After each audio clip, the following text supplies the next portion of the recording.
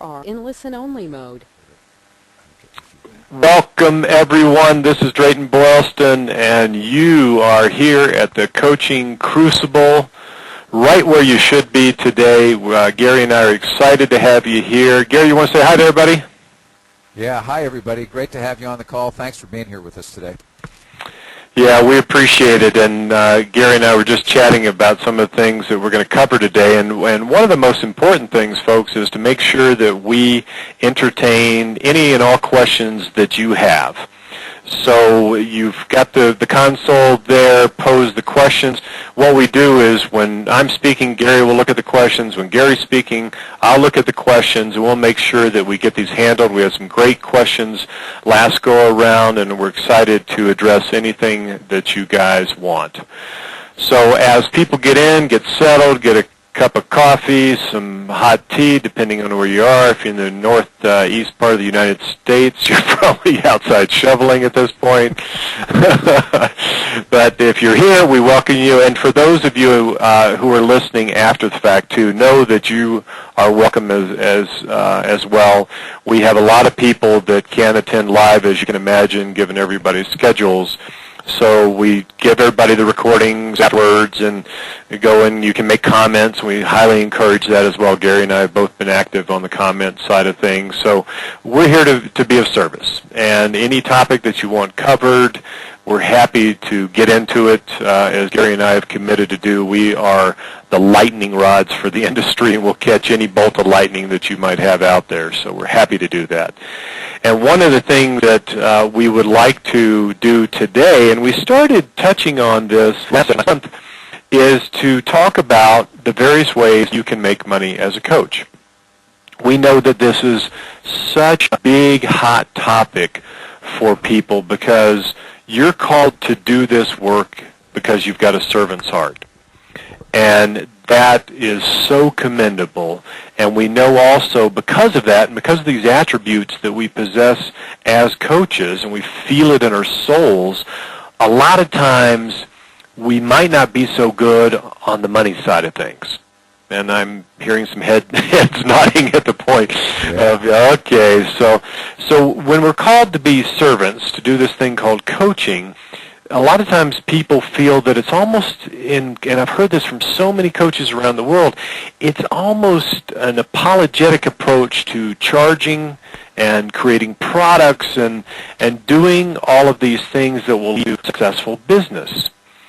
And we call it, when we do our assessments, our personality, one of the assessments we do is called our RIVA, our Rescue Institute Values Assessment. And a lot of people are classified as what we call merchants. So they're the people with a servant soul that are here, the big vision people, really in public service. And a lot of times that personality characteristic is not so great on the money side of things. So Gary, you want to piggyback on that and just give your thoughts? Yeah, I sure do. And thanks for letting me jump on this early, Drayton, because I just, one of the things, I just did some recordings recently, and one of the things that came about when I set up one of the recordings is that you can't be in service to other people if you can't pay your bills. And you've got to have clients, and you've got to be able to know how to attract clients and to charge clients appropriately so that you can go out and make a difference in the world. And there's a lot of things you can do with money once you make money, but let me tell you, Drayton, in my 25 years of doing this, I very rarely have had anybody ever complain about being charged north of $350 per hour. Now, we don't charge an hourly rate. I just want to put the disclaimer out there, but we charge, we teach our students to charge $350 to $600 per hour, or a monthly retainer fee starting at roughly $2,000 a month for smaller business coaching clients. And if you can't make money, if you can't cover your overhead, if you can't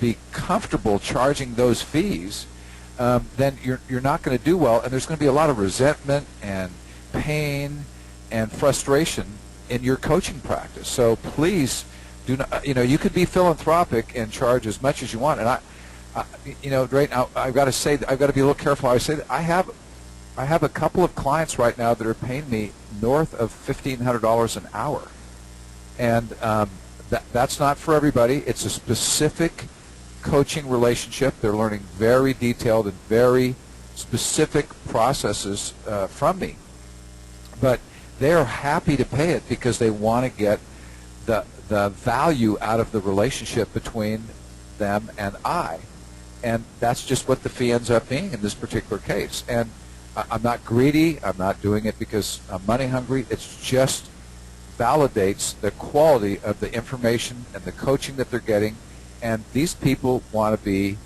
top-notch, high-end coaches, and I'm teaching them these skill sets. And one of the lessons is that they're paying these kinds of fees, and I'm not embarrassed about it, and it's not for everybody. I'm not saying everybody should go out and do that, but you've got to be able to be profitable in your coaching practice. End of sermon. And I hope you guys get the passion that Gary delivers that with as, it's okay to charge what you are worth. And I would just throw out, folks, we are here to help people change their lives. We're not going to change it for them. We're going to help them change their lives. There is not a dollar amount you can put on that. And I will tell you that the more you value yourself, the more your clients are going to value you as well. And if you have blockage around this money thing, if you have any kind of blind spot, get with your coach. And I'm going to do the assumptive here, Gary, that everybody has their own coach. I've got between 2 and 3 at a time, and I want to make sure that you guys put the work in necessary to work through any blockages you may have around this. And when you help an individual change their lives in one session, which we all know can happen, there isn't a price tag you can put on that. So we want to make sure that you have the confidence, and we tell everybody, Gary, the first thing when they come into one of our programs is double your prices. Whatever you're doing, double your prices. I'd even say it to you, Gary. Double your prices, and just see what happens, because you will end up working with the people that you need to. And if you need to go up the food chain and work with people that they're not going to bat an eye at those monthly investments, do it. But it starts with you. And you have to feel that you're worth every penny and then and not be apologetic about this. And it's so important for all of you to get that, because we're going to transition here and talk about the exact ways you can make money, but it's a money mindset too. And you have to feel like you're worthy. It's the old thing, Gary, people raising their arms, I'm not worthy, I'm not worthy. Well, folks, all of you are worthy. If you're doing this as a calling, make sure that you are compensated fairly, and that compensation, the confidence to charge the right things, starts with you. So let's talk about... Yes, Gary and I get on our soapbox. Yeah, go for it. So here's the other thing I want to say to make sure that everybody gets this clearly. This one gentleman, I want to be careful not to name names or to give away his identity, because I don't want to give away the confidential side of our relationship. This one gentleman is in another country that I'm coaching, and he is working on being a very high-end coach, working with some big organizations in his country. And Drayton literally, in the last 2 coaching sessions, he was going to not be in the profession anymore. He was giving me these stories. Oh, people tell me this and they tell me that. And they don't want to pay my fees, and they say that I'm doing this and I'm doing that, and I don't bring enough value, and so on and so forth. So he had his money conversation going on, and I worked with him. And once he saw the forest for the trees, he's now back on track to be a high. But he was thinking about actually leaving the profession. Drayton, he had never made any bones about paying me that kind of money for me to coach him, but he was. Had some blind spots, and he had some money issues and some confidence issues. And after I coached him a couple of sessions, he goes, oh my gosh, he says, I was almost ready to give up, Coach Gary. He says, I was almost going to give in and say, maybe coaching's not for me. Now he's back, passionate, wanting to give back some of the wisdom, some of the knowledge, some of the things that we've taught him in our programs.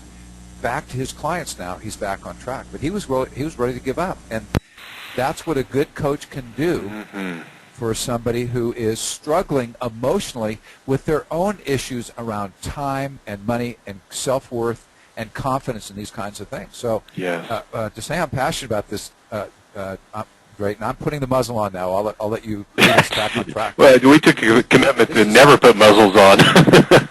Folks, I want to make get this. They do, and it's such an important thing to understand. I believe there's probably people listening to our voices right now that may well be in that same situation. How am I going to make ends meet? I love the coaching. I don't know how to do this effectively. And I don't know how it's ever going to make sense, and you get into this spiral of, just your self-confidence starts eroding. And we want to give you ways this session, and we'll continue for in terms of ways to make money and opening up your horizons to options. Things that Gary and I know is so many people started with this thought that I'm going to make it, and we've never seen that model work as spoken to. So we want to give you some other ideas around this, and this is we started down this path last session, and we talked about a list of 50 things here, and Gary and I could spend another hour and add ways to make money, but we want you to just maybe even hone in on exactly what we're saying today. Some of it's great. If this just opens up a couple of pathways in your mind, we're thinking about different ways to make this work, then we will have succeeded. So I'm bring this Word document over and put it on the screen for everybody to see. Can you see that okay, just on the screen side from your vantage point? Can you see that document all right? Okay, good. So this is what we talked about. We started going down this path the last session, and we talked about one-on-one coaching, we talked about group and team coaching, and then we left off and just started talking about assessments. And what's so interesting about assessments is that, there are so many coaches out there that almost kind of pigeonhole this and think that, there's only one kind of assessment. We do that when, we were working with a client. We just give them one assessment before we start the work. And the reason I'm adjusting this is I don't want to get too far ahead of ourselves here. And because there's so many things on this. So these things is so diverse and rich. And this is a great example of just one little thing that you may have thought of that only contains just, so we do a rigs or we do a disc, and we do that when we do the intake of starting a client. And what we would like to throw out is that there are so many other options. With group and team coaching and the variables there that you could employ. With assessments, it's the same type of thing. There are personal assessments. I mentioned we use our RIVA, our Rescue Institute values, so values-based. The DISC is out there, the Myers-Briggs, the Strong, the FIRE-B, 90, and all those things. So there's so many of these. Those are great. And pick the one that you like the most, that you do the best in your work. We're not here to advocate one or. I would recommend that you pick one that seems like everybody has the DISC or the Myers-Briggs and some of those basic ones. Find one that is maybe more boutique-ish and fits you well and differentiates you as a coach that also ran. So when people interview you and say, what does you use, and some others, just think about that. Just not in here.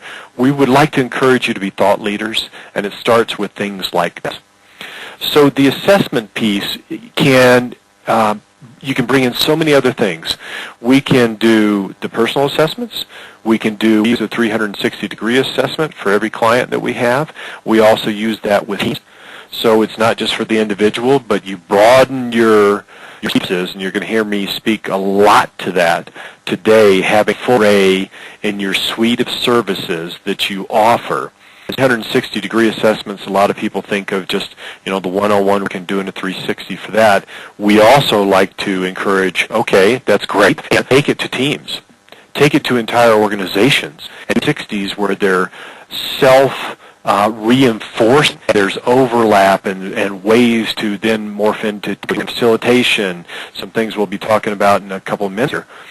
you can do that with the 360. So there's more applicable just what you may have thought about. The next is what we call cultural assessments, which are incredibly lucrative, which can foster change on a big scale.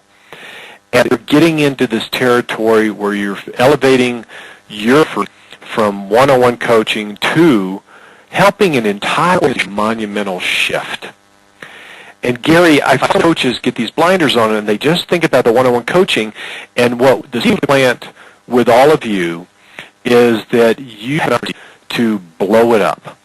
And I mean this in a very good way. Up your practice in a good way, inflate it to a much bigger level. Look at every time you get a one-on-one client, start thinking about how you can help their organization.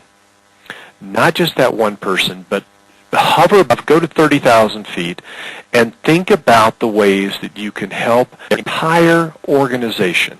And that's what we do with the cultural assessment. We think about these things because this is a mind shift for all of you. This is thinking at a macro level to help an entire organization versus just one individual.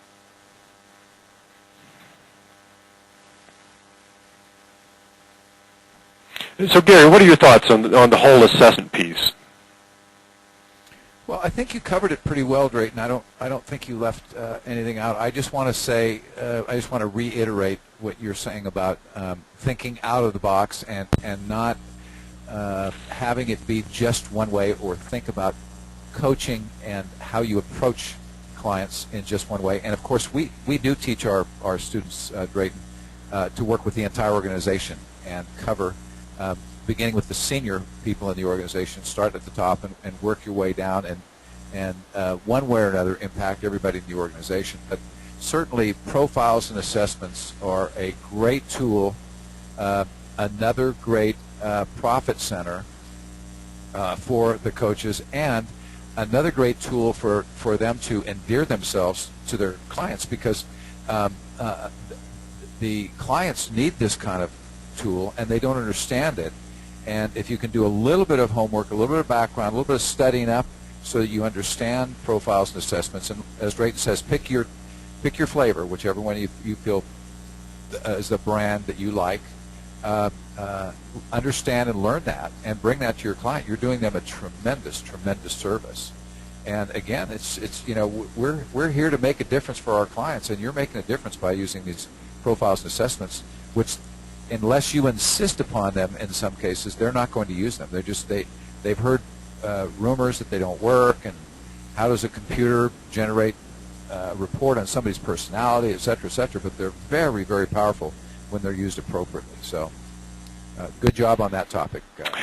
Well, thank you, Gary. And I think that's an important point, that a lot of the things that, and the approach that we take with our clients is we're a trusted advisor.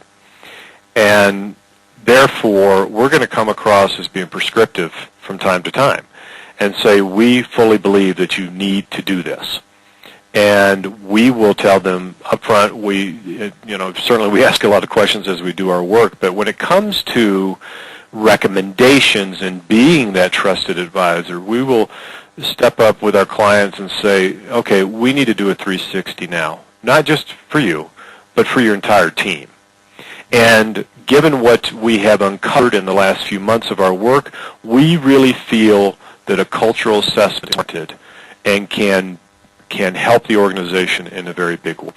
So that's one of the things we want you to start thinking about, too, in terms of being that trusted advisor and coming to your clients and saying, we believe this is the right thing for us to do. And we never do this from a viewpoint of, I'm going to make all this money. It's more, we know that every step we take down this path to expand our work within an organization can help that organization in a huge way.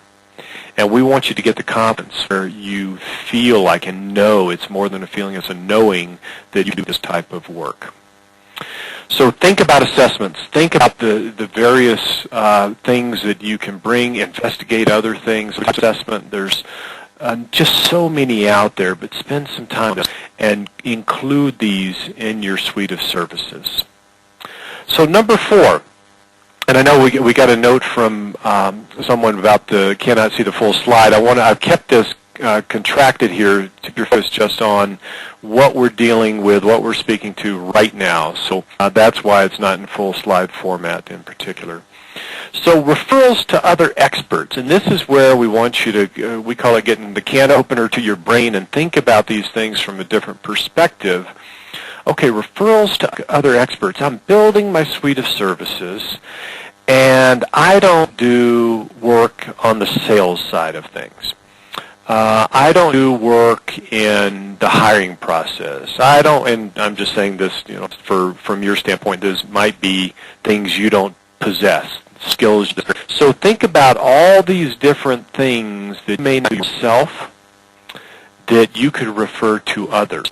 We take a different view on this. We want you to build your service to include other experts that have their areas of specialization, their niches that they are experts in, that you could bring in to a client anytime and help that client in these areas that you don't possess, make money doing it.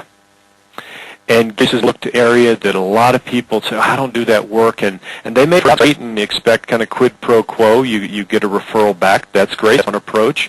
We look at it differently in that we look at it as we are the custodians of this relationship.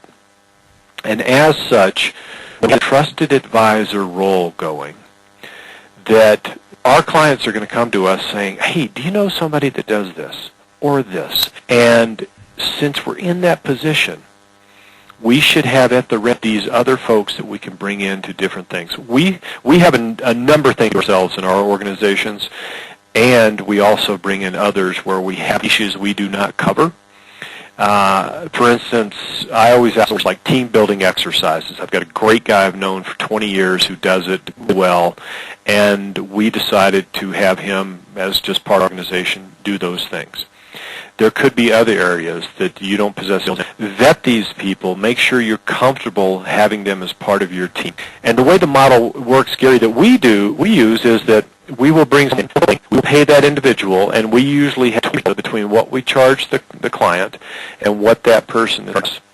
And so you're making an extra 20% every time you deploy this person on a project.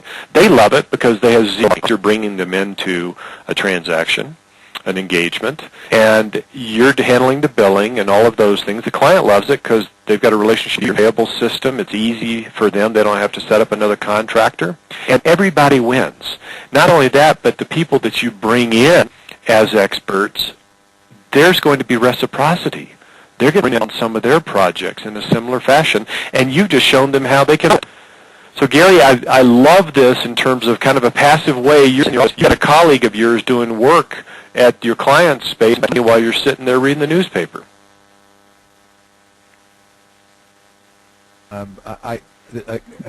This topic, and everybody else can't see behind the curtain, but some of these next topics that we're going to come up towards, I just love these topics. This is another one of my favorites, and here's what I want to say about this. I just want to give this one example. I was the coach for an organization. We'll say that they had about 500 employees at the time that I was coaching this organization. And the president of the organization had me working with the HR person, and she was kind of lost because she started with the company at the almost the beginning. They had like 25 employees or 20 employees, and she was sort of the bookkeeper for the HR department. And then she grew into the HR person, and now they have hundreds of employees, and she's way in over her head. And he said to me, Coach Gary, we have to address it. We have to have somebody come in and look at our legal processes and our vacation pay and all that stuff. This girl's not qualified, and she's not doing anything wrong, but she just ended up de facto being that person. And I brought in a referral of mine, and this lady came in and gave them a report, very thorough and beautiful report of where they were and where they needed to be, and some areas where they were really pressing their legal responsibilities. and that some things that need to be cleaned up right away. And this lady, this HR specialist, who did an audit for them and then brought in her attorney, they, over the next year, billed a $100,000 billing for that particular client, and the client could not thank me enough, Drayton. He thanked me and thanked me and thanked me time and time again for, he says, oh, when you introduced us to her, and she brought this tremendous value to the table, and she did this audit, and he said, I thought she was very fair on the price, and then that she charged for that, and then she did some work for us, and then she went over some of our forms and our vacation schedules, and how we're supposed to do this and how we're supposed to do that. And again, this is in the state of California, so she was familiar with California law. And Drayton, I think for months afterwards, they couldn't thank me enough for helping them get out of a very messy situation. And again, do your 20% numbers on $100,000 worth of fees. I mean, that's a nice referral fee. And again, the client is thanking you because, again, you keep using this term, Drayton, and I don't think we can use it enough. You are the trusted advisor in the relationship. So we use the term coaching and executive coach, business coach, and these terms respectively, but you're helping your client take care of business in areas where they need your help and your support. And as any good trusted advisor would do, is taking good care of their clients. So you're really, really doing a tremendous service. And you said a few things, Drayton, a few areas where you can work with your clients, but I'm going to add there's several different legal areas. There's attorneys, certain types of CPAs or CFO. There's now a rent-a-CFO people out there. There's good stuff for that. Potentially insurance people. There's a lot of different ways you can refer in people. And again, your clients will love you if you have a good, reputable resource to bring in there, because otherwise they go to the phone book, they're rolling the dice or taking their chances.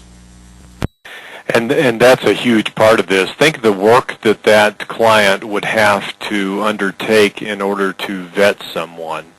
It would be hours upon hours of their time to figure out who they should bring into the organization to do that work. And that's something, folks, that you just need to be aware of and maximize your opportunities to make sure that you're seeing everything that's there in terms of possibilities. And Gary, that was a great example of Gary was and is their trusted advisor.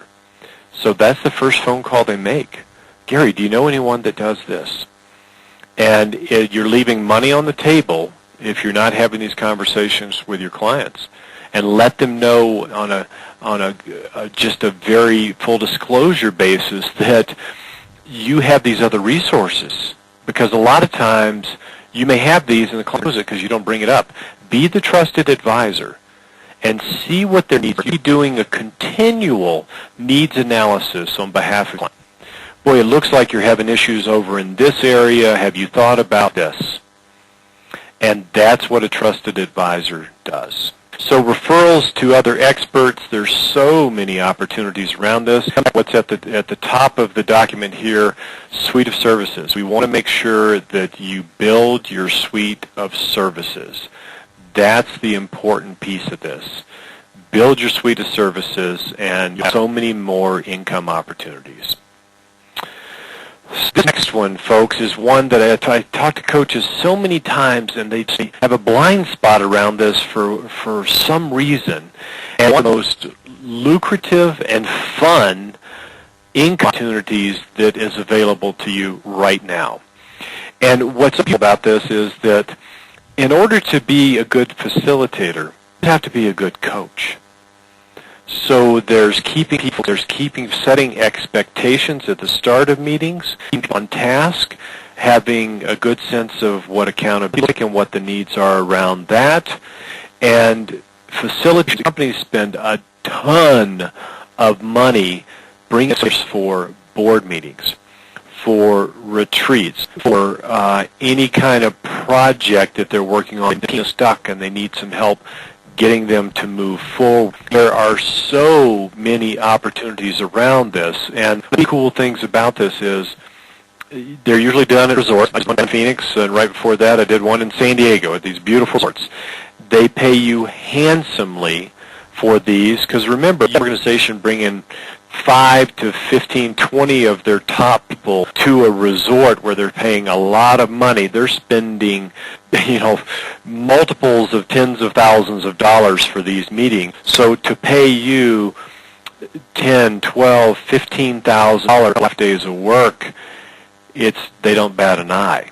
And I want you to think about that. Okay, go back to number one here, the one-on-one coaching. How long did it take you working with your clients at what you're charging right now to make up to come up to the same amount? If you were paid, let's call it $10,000 for 2 days of work when you're in a resort.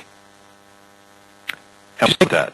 Think about how many one-on-one clients you'd have to come up to the same income level.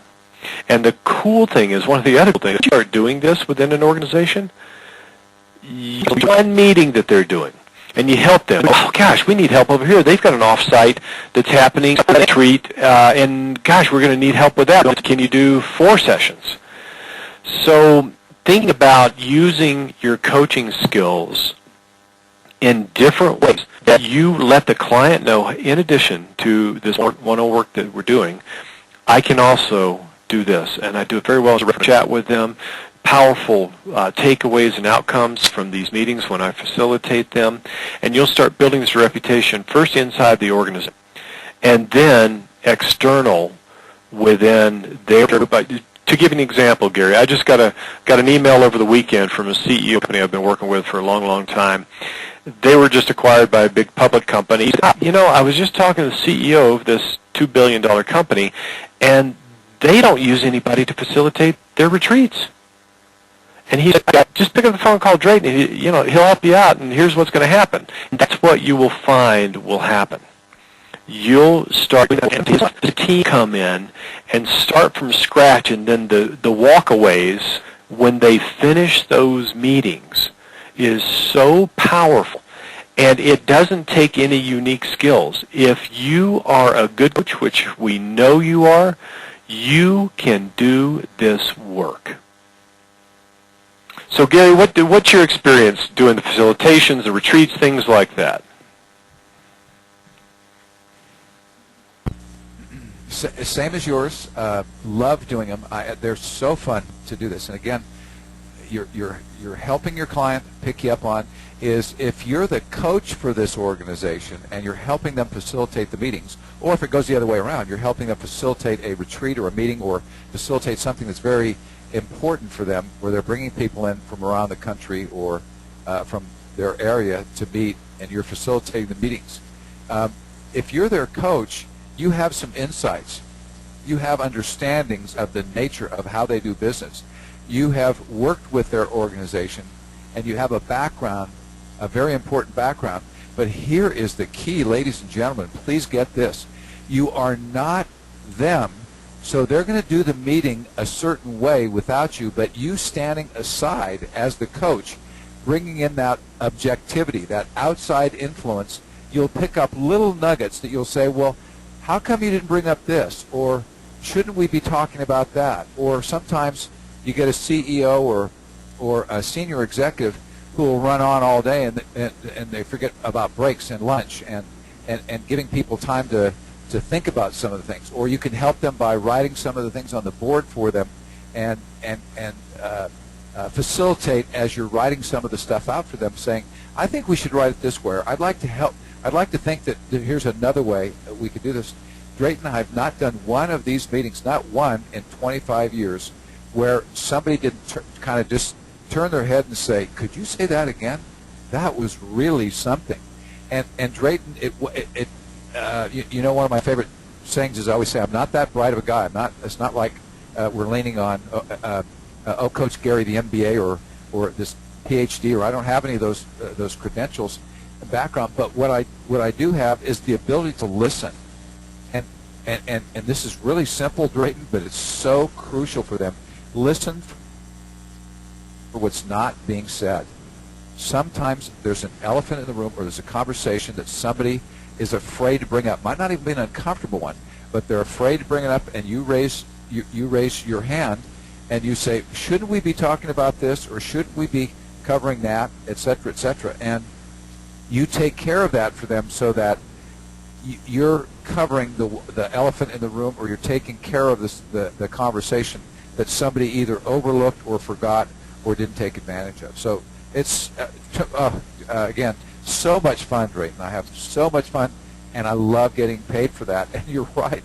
It's the cost of bringing people in and running the room and covering the food and all of those things is such a big expense. If they're paying you handsomely to facilitate these, it's still a fraction of the overall expense that they're doing to have a meeting facilitator, and it's so valuable to them.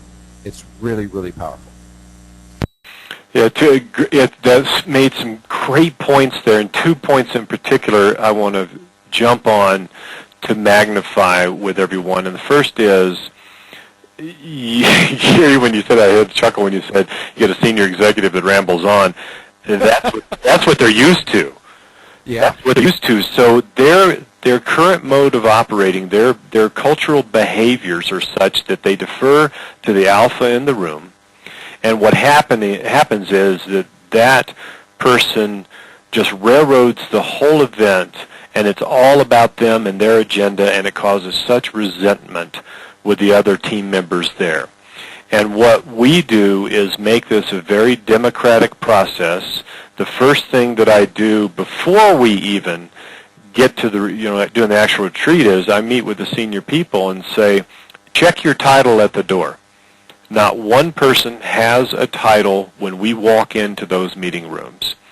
And if I walk around that room and I happen to touch you on the shoulder and pinch you a little bit, that means to close your mouth. And I have operating agreements with all the executives going in that they agree to those things, and it brings a whole different dynamic to the meeting. The other point that I want to piggyback on what Gary said is that we bring in outside eyes. And you don't, as Gary was saying, you don't have to be an MBA or PhD or have really great business background and be a former CEO. If you have that gift of observation, which you all do as coaches, and you hear, you listen, as Gary said, to what's happening, there will be those things that pop up that it's addressing the unsaid.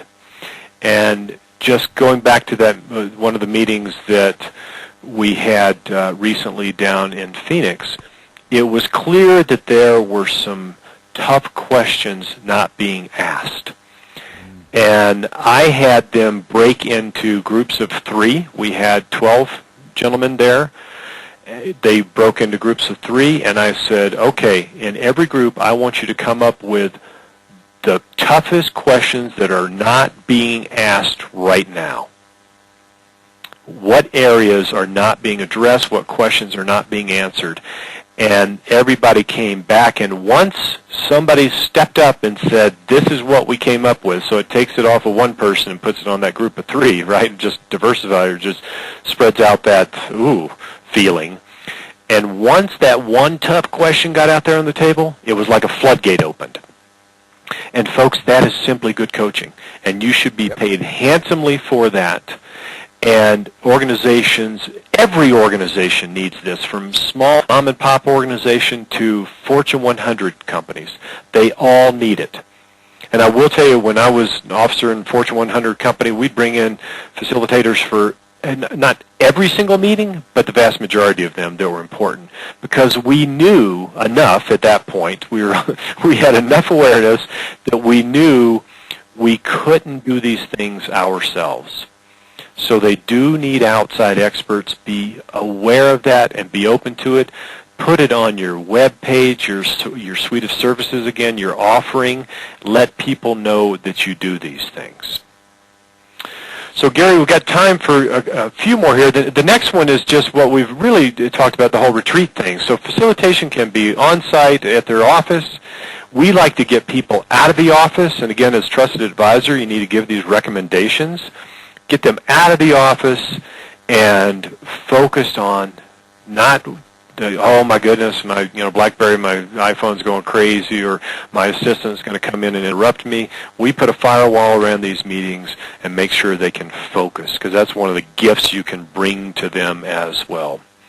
This next one, I get people going, what?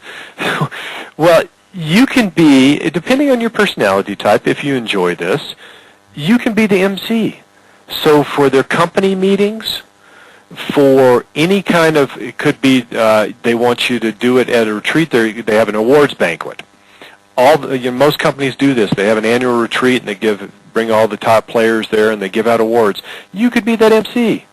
So you could help them facilitate during the day and then maybe be the MC of their award ceremony at night, if you like doing that thing. It's just something we want you to open up your horizons and thoughts about the various ways to make money. Speaking, this is where people go, it's kind of like Master Sermons. They go, oh, you got to be kidding, in front of the room, and I'm speaking, I can't do that. Everybody can, if you so choose. We bring this up because there are massive opportunities, especially if you have evolved your business, your practice, to the point where you're honing in on a niche for the people that you serve, to become that thought leader and to speak on the topics that you know a tremendous amount about. And I've seen coaches that all of a sudden they get tapped by somebody and go, oh, can you speak about this? And they've never thought about it before. And it's so cool to see that, because once you do it and, once you get comfortable in that environment, it is very lucrative. Now, I don't recommend for most people just going down that path of being a public speaker, because I like diversification. But if you have an interest in that and you feel comfortable, and even if you don't, I'd push you and say, let's get that level of discomfort to grow.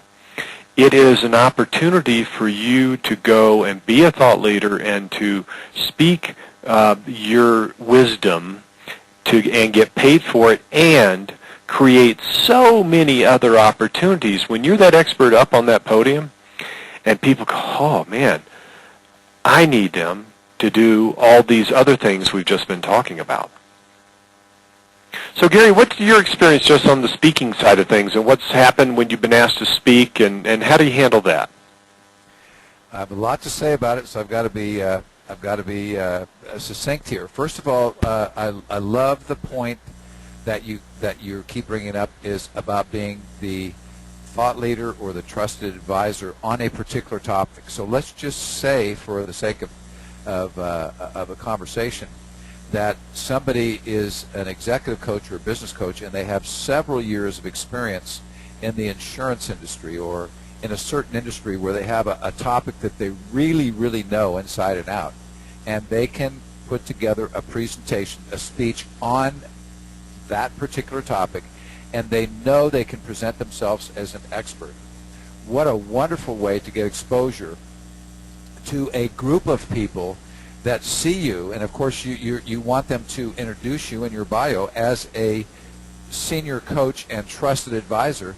And if you, public speaking's not for everybody, but if you do go down that path and you want to do it, there's a couple of tips that I have for you that are really, really, I think, critical in advancing your career. Number one, you want to have a bio and a resume that introduce you as a thought leader and someone who is a coach, an executive coach, a business coach, and that's what they do. They work with people in the area of working with their organizations and mentoring and coaching and working with people to take their organization to the next level. You want that to be in your bio. The other thing that is so uncommon, is so simple to do, is if you're going to choose this path and you're going to do a number of public speaking gigs, and you do it regularly, then what you want to do is you want to do two things. Number one, you want to have on the back of your business card, you want to have something that you're giving away for free, and tell the person that's introducing you that you brought enough business cards for everyone in the audience to hand it out, because at some point in time you're going to give them something for absolutely free, and it's going to be, the way they can get that is on the back of your business card.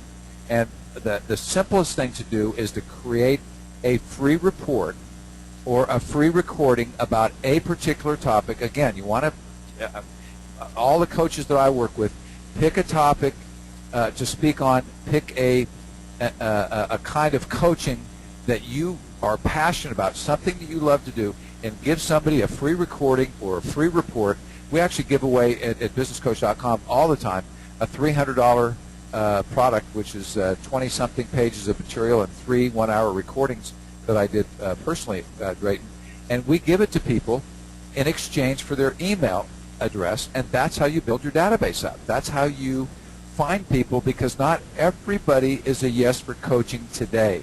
There are people that their business is successful, they are doing really well, but tomorrow they may need a coach, or next month or next year. And if you're keeping in touch with them, giving them free, first of all, a free report, then they're on your mailing list, and you give them free newsletters and information on a regular basis, keep in touch with them, then you're the person that comes to mind when they choose to look into and hire a coach. So that's some thoughts I have. I don't want to dwell on it too much, Drayton, but it's such an easy way for people that want to go down that path. And I also second your thought about, if you think it's uncomfortable, if you think you don't want to do it, if it's out of your comfort zone, then probably you want to do it. At least speak at your local Rotary Club or speak somewhere and practice a little bit, because for me it's a lot of fun, but also it can be very, very rewarding, and you'll be surprised after you speak a few times how easy you can become very comfortable, and in some cases, like me, even become addicted to being up in front of the room. And it can be addicting because it's such an adrenaline rush. And I think if you're looking for a way to become comfortable, and we don't like too much comfort because growth resides in the discomfort, quite frankly, in terms when we're really growing. It's going to be a little uncomfortable. But think about the most important thing when it comes to what we're talking about here is that you become an expert, a thought leader, a trusted advisor in a particular niche. It's one of the things that so many coaches have the toughest time with, because they think, well, I'm limiting myself. And, well, I'm here to tell you that once you do that and you have that intellectual knowledge around a particular thing, it's going to be easy for you to create, like Gary was saying, the recordings and the white papers, and you continue to hone down on the people's points of pain in your particular niche, and it will be easier for you to speak to that, because you know that you will be the wisdom in the room. And when you get to that place where you feel like you are the wisdom in the room, it's easy to speak, because you know that you have more wisdom about this particular subject than the people you're speaking to. And that will give you the confidence. So hone in on that niche. Hone in on the points of pain that the people in your niche are having and how you can help them with those. Don't talk about all the things that you do. Talk about how you can help them with their points of pain. When you do that, you're going to be golden. So the next one, we'll probably just be able to start down this path, and we'll talk about it a lot more next go around. This can be the way that you can build a dynamic business. And there's so many teleclasses out now. We started doing these, when teleclasses were just starting to pop up. I remember some of the first sites that were offering teleclasses, and you can get on a bridge line and all these things. We built our business at the very start, our training business, with teleclasses. And there is so much opportunity here to get your knowledge out to the world. This is a teleclass. So while it's a webinar, it's a teleclass in essence. And while we're doing this pro bono, we're doing this as a public service, and you can do the same thing and we'll talk about the ways to do this, because this is a whole session unto itself. The key to this is, I'm going to just back up to what I was just speaking to, and that is hone in on where you are going to be the thought leader and address people's points of pain, and then once you figure that out, these other things are the mechanics built around that. So we could teach you how to do teleclasses all day long and tell you how to monetize them and all those fun things. Unless you had your niche, your market figured out and knew the specific points of pain that you were helping people with, you're just going to be part of the noise that's out there. You have to be different. These points of differentiation are huge. So when we talk about these various things, they flat out will get lost in the shuffle unless and until you hone in on what points of pain you're helping people address. Would you agree with that or not, Gary? Absolutely. 10 times over. I agree with you. You're so eloquent in the way you've set this up. So again, I sound like a broken record here. I love doing teleclasses. It's another addiction of mine. And you know this about me. I love doing these. And I meant to mention earlier, Drayton, when you talked about the niche thing, the niche. It's so counterintuitive for coaches, for human beings in general, but coaches in particular. It's so counterintuitive to say, well, wait a minute. If I have this narrow niche and all I work with is startup businesses that have never been in business before, that they're just starting their business, and it only is a certain type of business, then I'm leaving out all of the rest of the world. And I'm cutting my nose off to spite my face, and that's absolutely not the truth. It's the reverse of that, and that is that when you speak, when you do teleclasses, or when you set up your coaching practice, and you take a niche and you narrow it down, you don't have to be quite as narrow as I just said, but narrow it down, and you're working with that, then when people come to you and they see that that's who you are, they don't bother you, they don't chase you because you're not a match for them. But the people that come to you and they see, oh, he just works with just my type of people, then you're putting yourself in a category almost with little or no competition, number one. And number two, giving yourself an opportunity to relate to that person. You can relate to them, they can relate to you, because they wouldn't be contacting you unless you were a fit for them. And you match up with them, and then you have a golden opportunity to be their coach. And same thing with these teleclasses and public speaking, whatever. There's so many great opportunities to pick a niche, Drayton, and for people to speak on and teach in these subjects. And again, you use the word thought leader, but that's how you become the thought leader, because that's what you do. You maybe do the same presentation or a similar presentation over and over and over again, because you are the person that understands and is the best at that particular topic. Yeah, and just when you think about it, Gary, I was sitting here going, okay, is anyone on this planet good enough to be a thought leader for the entire world?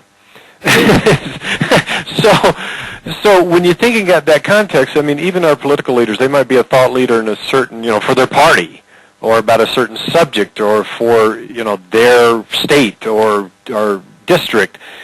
It makes all the sense in the world. I know I don't have enough thoughts in my head to be appealing to everyone on this planet. I know that given my level of experience and where my heart is and my passion resides, it's in a particular area, and I want to maximize that. That's where I get my energy too. I've seen so many coaches that try to diversify to the point where they just bleed themselves dry. They don't have the passion and the energy in these other areas. Once you find, I've said this in tweets time and again, once you find your passion, you'll find your path. When you hone in on your passion, you will find your path. So think about the things that feed your soul. think about the things that you go into the zone when you do, when you get in the flow, however you want to look at that. Those are the things you should be spending your time on. So when you think about coaching people with these particular points of pain, and you get so fired up, and you can write forever, and you can record about these things, and you can picture their faces, then you have figured out what your niche is. And then you can work on becoming the thought leader, writing things about that, and setting up a blog to do that, and doing teleclasses around that, and speaking to that. And that's when your business will start to grow. And that's where, Gary, just as a takeaway for folks today, it seems like we've kind of honed in on that message. So a little homework for all of you is to spend some time right now, if you can, spend 20, 30 minutes thinking about all that we have discussed, thinking about the people that you're here on the planet to serve, and think about their points of pain, and journal around that. And let's go to the Coaching Crucible page when we send out the class recording. Post some comments there around this, and let's have a discussion around it, folks, because we want you to listen and most importantly to grow, because we know that there's such a demand out there for coaches, and we know that our planet is hurting. And when we give you more so that you can go out and serve more by earning more, we talk about earning more to serve more, then Gary and I will have succeeded. That's what we're here to do in this program.